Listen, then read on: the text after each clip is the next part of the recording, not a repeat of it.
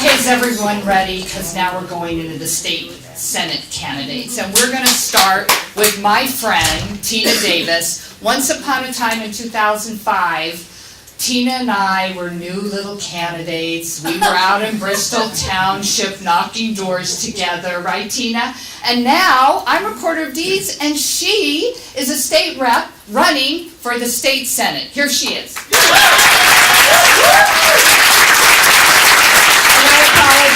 You guys that I came in late and they called me up, so I'm not going to ask who's from my district because I don't know if there's any. Are there? Yay! Oh, there you are. I see it. So I went to the same class on Saturday too, so it was a tough class, by the way. I'm going to go back to probably the worst time in my career and my family's life was when my husband lost his job pretty much in '08, and I was a realtor, and we all know what the real estate market did back in '08. So we had 3 small children. I ended up quitting real estate because the last thing I wanted to do was, force people into foreclosure and make money from it, because that's not what I did for the last 25 years. And I took 3 part-time jobs. We had no health care. I was in hock to the big banks for $60,000, which I almost lost my house. I was Bank of America, and I had one of those predatory lending loans, which back when I was younger, it was okay to do that because it was legal. We didn't know any better. I should have. I was a realtor, but everyone did it back then. So my husband, and the reason why I bring that up is because I live in a district right now, Bristol Township, where the average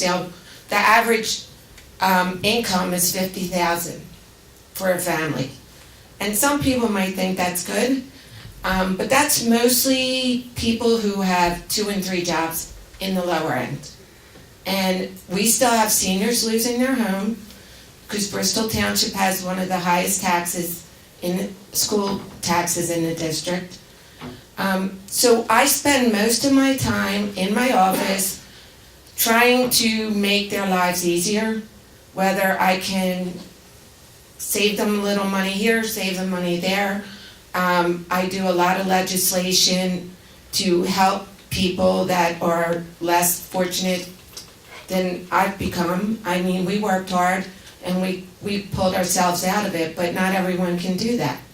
So I've been in Harrisburg now for 7 years. I started when there were only 7 Democrats won back in 2010. Yeah, only 7. So I saw all these people. I didn't realize they were all Republicans when I got up there. I was so happy. Oh, look at all these people. That was not a good thing. And then the next year, 2 years later, we lost again. And then in 2 more years, we were lost again. So I started out with 91 Democrats out of 202, which isn't a lot, and went down to 81.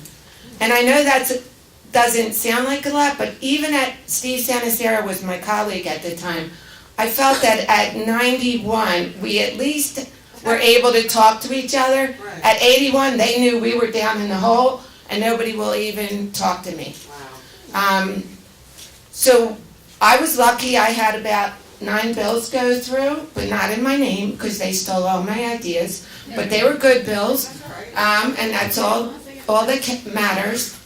But honestly, now I'm sick of it, and that's why I stepped up to run for Senate.